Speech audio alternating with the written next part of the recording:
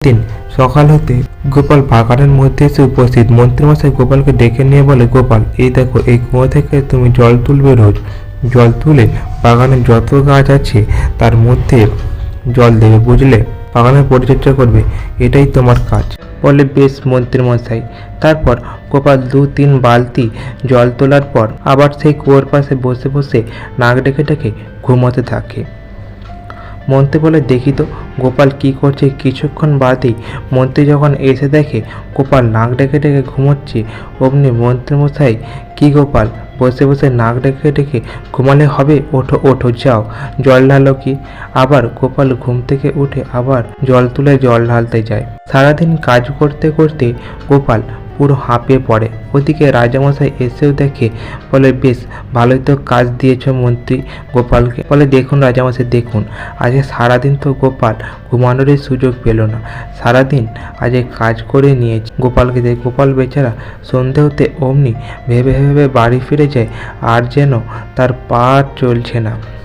গোপাল বাড়িতে ঢুকতে না ঢুকতেই উঠানের মুখের কাছে অমনি মাটিতে লুটিয়ে পড়ে। বলে, গিন্নি, আমি আর পারছি না। সারাদিন জল ঢালতে ঢালতে আর গাছে জল দিতে দিতে আমার সারা শরীর ব্যথা হয়ে গেছে।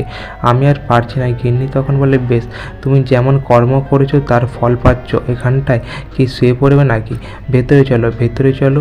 বলে, গিন্নি, তুমি কি ভাবলে আমি ঘুমাবো না?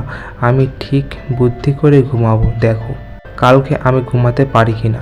পরের দিন সকাল হতেই গোপাল বুদ্ধি করে পথের মধ্যে একটা পাথর তুলে নিয়ে যায়।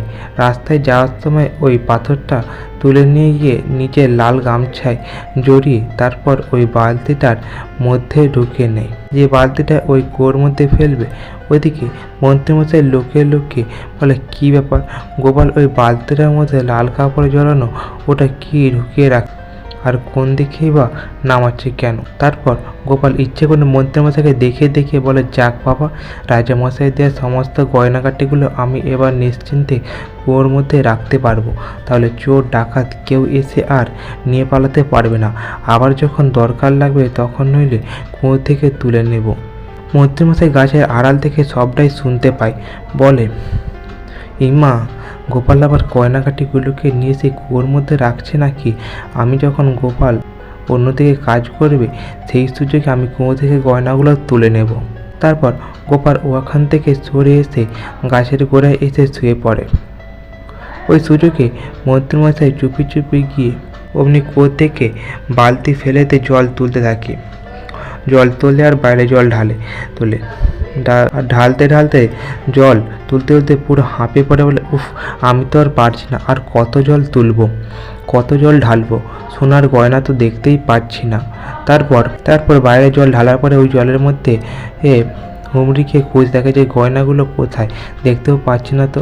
ওদিকে গোপাল চোখ খুলে দেখে, একই কাণ্ড, এত চতুর্দিকে বাগানের মধ্যে দারুণ কাজ হলো তো, আর এদিকে আমার ঘুমটাও তো বেশ হলো। ওদিকে রাজামশাই বলে, দেখে দেখ গোপাল কি করছে।